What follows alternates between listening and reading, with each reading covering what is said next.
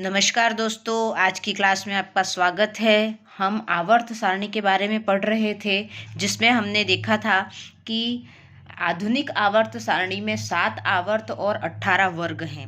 आवर्त के बारे में हमने जानकारी कल प्राप्त कर ली थी। आज हम 18 वर्गों के बारे में पढ़ेंगे।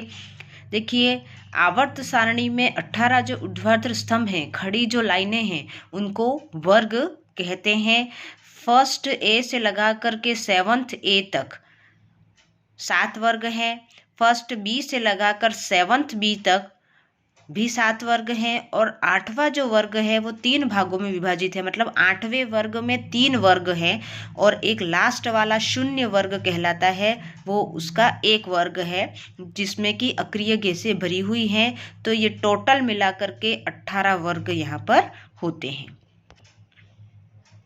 देखिए, ये सारे वर्ग कैसे व्यवस्थित हैं। ये फर्स्ट ए, ये पूरा फर्स्ट ए वर्ग कहलाता है। ये सेकंड ए वर्ग कहलाता है। ये third A, fourth A, fifth A, six A, seventh A, ठीक है। और फिर 8वां वर्ग है जो है वो 1, 2 और 3, ये 3 भागों में विभाजित है। इसके बाद first B, second B, third B, fourth B, fifth, six और 7 बी हो गया। और उसके बाद लास्ट वाला जो है वो 0 वर्ग कहलाता है। इस तरह से 18 वर्ग व्यवस्थित हैं।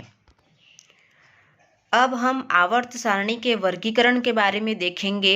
आवर्त सारणी को 4 भागों में बांटा गया है, एस, पी, डी और एफ। एस खंड के तत्व, पी खंड के तत्व, डी खंड के तत्व और एफ खंड के तत्व।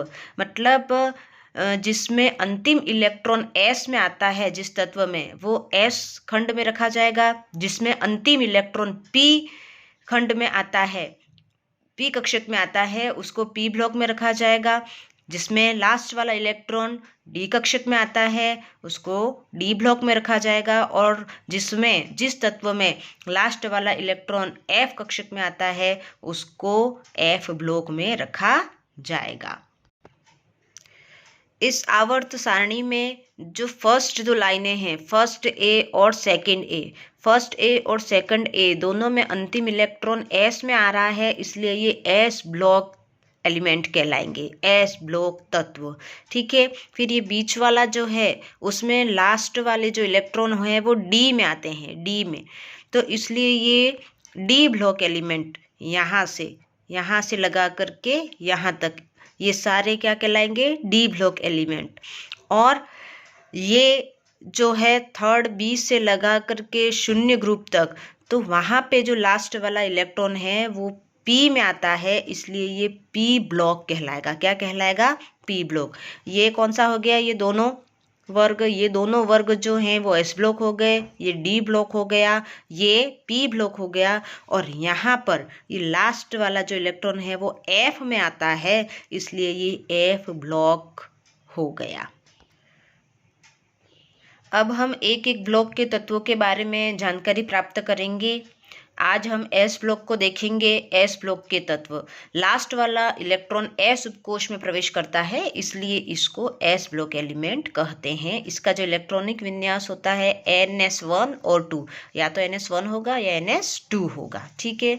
इसमें 2 वर्ग हैं, फर्स्ट ए और सेकेंड ए, जैसा कि हमने अभी आवर्त सारणी में देखा था, फर्स्ट ए और सेकेंड ए। फर्स्ट ए में कौन कौन से आते हैं?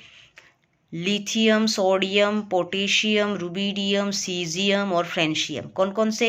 Lithium, sodium, potassium, rubidium, caesium और फ्रेंशियम। इनका जो इलेक्ट्रॉनिक विन्यास है उसको लिखते लिखते लास्ट वाला जो इलेक्ट्रॉन है वो एस में आता है और सब में एक एक इलेक्ट्रॉन आता है, इसलिए इसको एक श्रेणी में रखा गया है। इसके बाद थर्ड ए वर्ग में कौन कौन से आएंगे? इसके बाद सेकंड ए वर्ग में कौन कौन से तत्व आएंगे? Beryllium, magnesium, calcium, strontium, barium और रेडियम। ये सारे जो तत्व हैं वो सेकंड ए वर्ग में आएंगे। इसमें क्या होता है, इलेक्ट्रॉनिक विन्यास लिखते लिखते लास्ट वाला जो इलेक्ट्रॉन है वो एस उपकोष में आता है और इसमें एस में 2 इलेक्ट्रॉन आते हैं, इसलिए इसको इस श्रेणी में रखा गया है। जो फर्स्ट ए वर्ग है उसको क्षारीय धातु कहते हैं, क्षारीय धातु तत्व कहते हैं, क्योंकि यह पानी के साथ अभिक्रिया करके क्षार बनाते हैं। ये सारे जो हैं वो जल के साथ अभिक्रिया करके क्षार बनाते हैं। और जो सेकंड ए वर्ग के तत्व हैं उनको क्षारीय मृदा धातु कहते हैं। क्षारीय मृदा धातु, क्षारीय तो हैं लेकिन ये मिट्टी और चट्टानों में पाए जाते हैं, इसलिए ये क्षारीय मृदा धातु कहलाते हैं।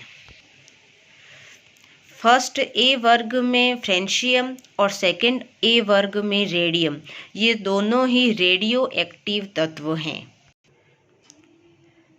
इसमें सीजियम का उपयोग प्रकाश विद्युत सेल में बनाने में किया जाता है। इस तरह से इन सब के अलग अलग उपयोग हैं जिनको हम देखेंगे डिटेल से। धन्यवाद दोस्तों। अगर आपको ये वीडियो पसंद आया हो तो आप लाइक कीजिए, शेयर कीजिए और सब्सक्राइब कीजिए। धन्यवाद।